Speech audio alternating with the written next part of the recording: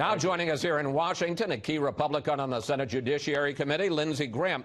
Senator, and I hesitate to get into this after my conversation with Mitch McConnell. I think of you generally as a happy political warrior, but I got to say, over the last couple of weeks, you have seemed angry, and I guess I'm questioning what has gotten so much under your skin. I wanted to take a look at Lindsey Graham over the last couple of weeks. Here you are. This is the most unethical sham since I've been in politics. I thought she was handled respectfully. I thought Kavanaugh was treated like crap. Yeah, well, boo yourself. So why are you, well, now you seem happy, but why are you, or have you been an unhappy warrior these couple of weeks?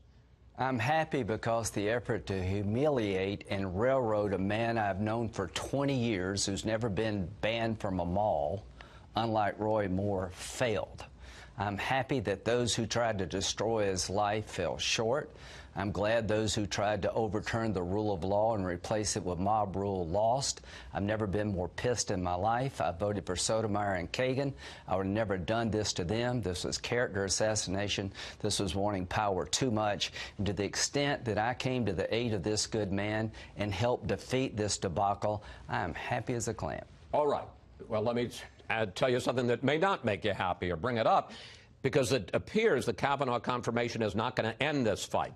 Democratic Congressman Jerry Nadler of New York, who would, if the Democrats take the House, become the House Judiciary Chairman, has already talked about launching an investigation into alleged misconduct by Kavanaugh. Nancy Pelosi says she wants to see the FBI interviews in the second background check. It doesn't sound like this is going to end. Well, we'll know in November if that makes sense. I hope everybody running for the House in these purple districts will be asked the question, do you support impeaching Judge Kavanaugh based on 5 allegations, none of which could be corroborated?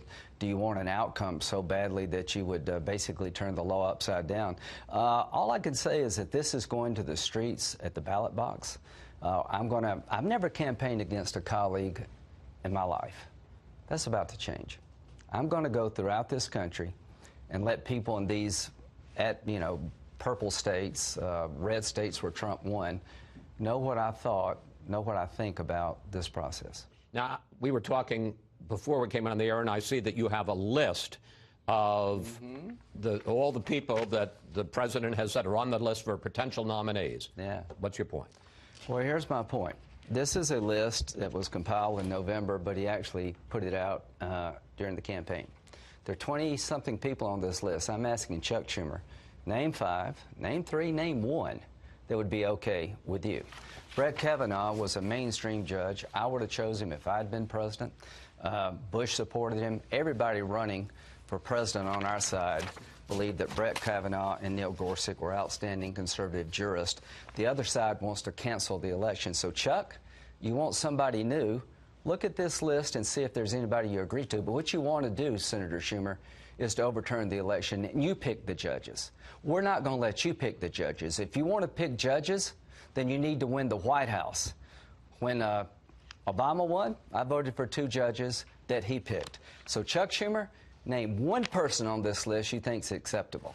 There is a tough column in the New York Times today that attacks you. I want to put some of it up. Frank Bruni writes, I can't think of another Republican whose journey from anti-Trump outrage to pro-Trump obsequiousness was quite so illogical or half as sad. And he suggests that you are auditioning to replace Jeff Sessions as Attorney General. Your response, sir?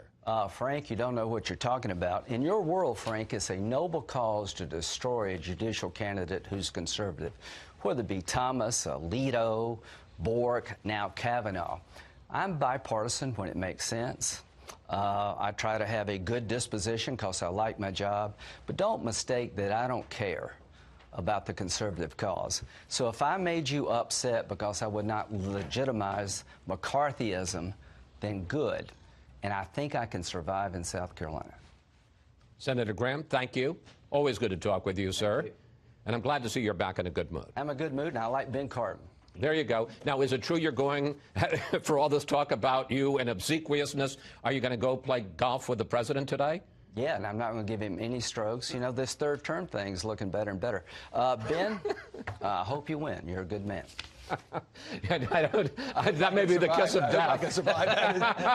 That may be the end of Ben.